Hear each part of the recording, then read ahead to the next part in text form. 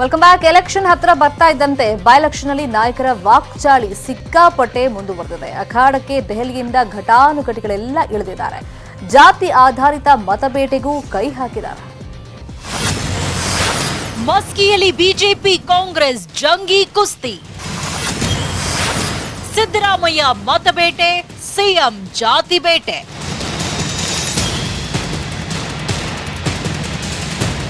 ರಾಯಚೂರಿನ ಮಸ್ಕಿ ಕ್ಷೇತ್ರದ by election ಅಖಾಡದಲ್ಲಿ ಇವತ್ತು ಹಾಲಿ ಸಿಎಂ ಮಾಜಿ ಸಿಎಂ ಪ್ರಚಾರಕ್ಕಿಳಿದಿದ್ರು. ಮಸ್ಕಿಯ ಮುದಗಲ್ನಲ್ಲಿ ಯಡಿಯೂರಪ್ಪ ಜಾತಿವಾರು ಮತಬೇಟೆಗೆ ಇಳಿದಿದ್ರೆ ಸಿದ್ದರಾಮಯ್ಯ ಸಮಾವೇಶಗಳ ಮೂಲಕ ಮತಬೇಟೆಗೆ ಕೈ ಹಾಕಿದ್ರು.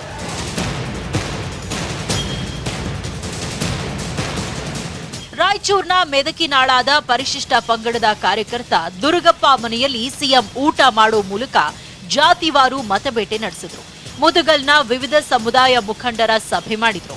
ಇನ್ನೊಂದು ಕಡೆ ಸಿದ್ದರಾಮಯ್ಯ ಸಿಂಧನೂರು ಕ್ಷೇತ್ರದಲ್ಲಿ ಕಾಂಗ್ರೆಸ್ ಸಮಾವೇಶ ನಡೆಸಿ ಸಿದ್ದರಾಮಯ್ಯ ಬಿಜೆಪಿ ಅಂದ್ರೆ ಭ್ರಷ್ಟಾಚಾರ ಜನತಾ ಪಾರ್ಟಿ, ಮಾನ ಮರ್ಯಾದೆ ಇಲ್ಲದವರು, ಯಡಿಯೂರಪ್ಪ ಸುಳ್ಳುಗಾರ ಅಂತೆಲ್ಲ ವಾಗ್ದಾಳಿ ಮಾಡಿದ್ರು.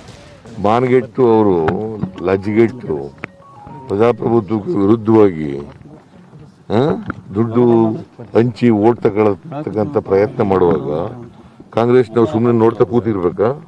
ಜನರ ಭಾವನೆ ಈ ಸರ್ಕಾರದ ಮೇಲೆ ಏನಿದೆ, ಆಕ್ರೋಶ ಏನಿದೆ ಅನ್ನೋದು ಗೊತ್ತಾಗ್ತದೆ. ಮಸ್ಕಿ ಕ್ಷೇತ್ರದ ಜನ ಅವ್ರು ಎಷ್ಟೇ ದುಡ್ಡು ಖರ್ಚು ಮಾಡಿದ್ರು ಕೂಡ ಈ ಸಾರಿ ಕಾಂಗ್ರೆಸ್ ಅಭ್ಯರ್ಥಿನೇ ಗೆಲ್ಲಿಸ್ತಾರೆ.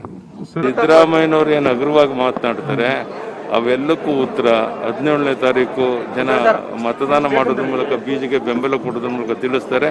ಫಲಿತಾಂಶ ಬಂದ್ಮೇಲೆ ಅವ್ರಿಗೆ ಗೊತ್ತಾಗುತ್ತೆ. 2 ವಿಧಾನಸಭಾ ಲೋಕಸಭಾ ಸೋತ ಮೇಲೆ ಯಾರು ಭ್ರಷ್ಟಾಚಾರಿಗಳು ಯಾರೇನು ಅನ್ನೋಂಥದ್ದು ಸಿದ್ದರಾಮಯ್ಯವ್ರಿಗೆ ನಮ್ಮ ಶಿವಕುಮಾರ್ ಅವ್ರ ಮನವರಿಕೆ ಆಗುತ್ತೆ. ಅಲ್ಲಿವರೆಗೂ ತಾಳ್ಮೆಯಿಂದ. ಇವತ್ತು ಕಾಂಗ್ರೆಸ್ ಪಕ್ಷದ ಹತಾಶರಾಗಿದ್ದಾರೆ. ಈ ಕಾಂಗ್ರೆಸ್ ಪಕ್ಷದ ಡ್ರಾಮಾಬಾಜಿ ಪಕ್ಷ ಇದು. ಇವರ ಪೊಳ್ಳ ಭರವಸೆ ಬಗ್ಗೆ ಯಾರು ಕೂಡ ಅದ್ರ ಬಗ್ಗೆ ತಲೆ ಕೆಡಿಸ್ಕೊಳ್ಳೋದಿಲ್ಲ. ಮತದಾರರು ನಮ್ಗೆ ಆಶೀರ್ವಾದ ಮಾಡ್ತಾರೆ. ಬಸವ ಕಲ್ಯಾಣದಲ್ಲಿ ದೆಹಲಿ ನಾಯಕರ ಪ್ರಚಾರ. ಬಿಜೆಪಿ ಸಿಂಗ್ ವಿರುದ್ಧ ಕಾಂಗ್ರೆಸ್ ಸುರ್ಜೇವಾಲಾ ಅಬ್ಬರ. ಬಸವ ಕಲ್ಯಾಣ ಕ್ಷೇತ್ರದಲ್ಲಿ ಇವತ್ತು ಕಾಂಗ್ರೆಸ್ ಬಿಜೆಪಿ ಪರ ಇಬ್ಬರು ದೆಹಲಿ ನಾಯಕರು ಅಖಾಡಕ್ಕಿಳಿದಿದ್ರು. ಬಿಜೆಪಿ ರಾಜ್ಯ ಉಸ್ತುವಾರಿ ಅರುಣ್ ಸಿಂಗ್, ಕಾಂಗ್ರೆಸ್ನ ರಂದೀಪ್ ಸುರ್ಜೇವಾಲಾ ಪ್ರಚಾರ ಮಾಡಿದ್ರು.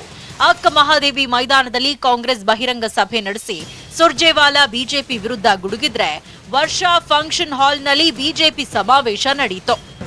और भारतीय जनता पार्टी को ये मालूम है एक भ्रष्टाचारी, नालायक, निकम्मी और नाकारा सरकार जो है उसको लोग बदलने के लिए आतुर हैं, बदलने के लिए तैयार हैं। ये एक ऐसी सरकार है जिसमें जूतों में दाल बटती है. ಬಿಜೆಪಿ ಅವರಿಗೆ ಏನಾಗಿದೆ ಅಂದರೆ ರಾಹುಲ್ ಗಾಂಧಿ ಅವರು ಸಿಂಹ ಸ್ವಪ್ನ ಆಗಿದ್ದಾರೆ. ಇವರು ಪುನಃ ಕಾಂಗ್ರೆಸ್ ಪಕ್ಷಿಗೆ ಕಟ್ತಾ ಇದ್ದಾರೆ. ನ್ಯಾಚುರಲಿ ಇದು ನಮಗೆ ಬಹಳ ತೊಂದರೆ ಆಗ್ತದೆ ಅನ್ನತಕ್ಕಂಥ ದೃಷ್ಟಿಯಿಂದ ಮೋದಿ ಅವರು, ಶಾ ಅವರು ಎಲ್ಲ ಕಡೆ ಹೋಗಿ ಇದನ್ನ ಪ್ರಚಾರ ಮಾಡ್ತಾರೆ. ಬೆಳಗಾವಿಯಲ್ಲಿ 2 ಪಕ್ಷಗಳಿಂದ ಭರ್ಜರಿ ಮತಬೇಟೆ. ಬೆಳಗಾವಿ ಲೋಕಸಭೆ ಬೈ ಎಲೆಕ್ಷನ್ನಲ್ಲಿ ಮತದಾರರ ಮನಸ್ಸು ಯಾರ ಪರ ಇದೆ ಅನ್ನೋದೇ ಯಕ್ಷ ಪ್ರಶ್ನೆ. ಬಿಜೆಪಿಯಿಂದ ಮಂಗಳ ಅಂಗಡಿ ಅವರನ್ನ ಗೆಲ್ಲಿಸೋಕೆ ಬೀಗ್ರು ಆಗಿರೋ ಜಗದೀಶ್ ಶೆಟ್ಟರ್ ಹಠಕ್ಕೆ ಬಿದ್ದು ಪ್ರಚಾರ ಮಾಡ್ತಿದ್ದಾರೆ. ಹಳ್ಳಿ ಹಳ್ಳಿಗೂ ಹೋಗಿ ಪ್ರಚಾರ ಮಾಡ್ತಿದ್ದಾರೆ. ಬಿಜೆಪಿ ಮುಖಂಡರ ಮನೆ ಮನೆಗೂ ಹೋಗಿ ಮತ ಹಾಕಿಸಿ ಅಂತಿದ್ದಾರೆ. ಇನ್ನೊಂದ್ ಕಡೆ ಯಡಿಯೂರಪ್ಪನವರು ಮೋದಿಯವರ ಕಾರ್ಯ ನೋಡಿ ಮತ ಹಾಕಿ ಅಂತಿದ್ದಾರೆ. ಈ ಕ್ಷೇತ್ರವನ್ನ ಇಲ್ಲಿ ಕಾಂಗ್ರೆಸ್ ಅಭ್ಯರ್ಥಿ ಅನ್ನೋಂಥವ್ರು ಎಷ್ಟು ಸಲ ಅಧಿವೇಶನಕ್ಕೆ ಬಂದಿದ್ದಾರೆ, ಆಮೇಲೆ ಎಷ್ಟು ಬಾರಿ ಧ್ವನಿ ಎತ್ತಿದ್ದಾರೆ, ಅದು ಬೆಳಗಾವಿ ಅಭಿವೃದ್ಧಿ ಬಗ್ಗೆ ಏನು ಧ್ವನಿ ಎತ್ತಿದ್ದಾರೆ, ಈ ಪ್ರಶ್ನೆಯನ್ನ ಅವರೇ ಸಿದ್ದರಾಮಯ್ಯ ಕೇಳ್ಕೊಂಡ್ಬಿಟ್ರೆ ಗುರ್ತಾಗ್ತದೆ. ಅನುಭವ ಅನನುಭವಿ ಅಂತವ್ರ ಬಗ್ಗೆ ಗುರ್ತಾಗ್ತದೆ. ಮತ್ತು ಇದರ ಜೊತೆಗೆ ಇವತ್ತು ಕಾಂಗ್ರೆಸ್ಸಿನ ಕೊಡುಗೆ ಏನು ಈ ಭಾಗಕ್ಕೆ? ಏನೋ ಕಾಂಗ್ರೆಸ್ ಅಭ್ಯರ್ಥಿ ಸತೀಶ್ ಜಾರಕಿಹೊಳಿ ದೇವಸ್ಥಾನಗಳಲ್ಲಿ ಮತಬೇಟೆಗೆ ಇಳಿದಿದ್ರು. ಸತೀಶ್ಗೆ ಕಾಂಗ್ರೆಸ್ ಸೇರ್ಪಡೆ ಆಗಿರುವ ಮಧು ಬಂಗಾರಪ್ಪ ಸಾಥ್ ಕೊಟ್ರು. ಭಾರತದ ಸಂಸ್ಕೃತಿ ಗೊತ್ತಿಲ್ಲ ಅಂದಿದ್ದ ಅರುಣ್ ಸಿಂಗ್ ವಿರುದ್ಧವೂ ಹರಿಹಾಯ್ದ್ರು. ಅರುಣ್ ಸಿಂಗ್ಗೆ ಮೊದಲು ಭಾರತ ಇತಿಹಾಸ ಗೊತ್ತಿಲ್ಲ. ಭಾರತ ಇತಿಹಾಸ ಏನು ಹೇಳ್ತಾ ಅವ್ರಿಗೆ ಗೊತ್ತಿಲ್ಲ. ಸುಮ್ಮನೆ ಯಾರೋ ಹೇಳಿದ್ದನ್ನು ಇಲ್ಲಿ ಬಂದು ಹೇಳಿ ಹೋದ್ರಷ್ಟೇ. ಮೌಢ್ಯ ದೇವರಾಜ್ ಹೋರಾಟ ಮಾಡಿದ್ದು 6ನೇ ಶತಮಾನದಿಂದ.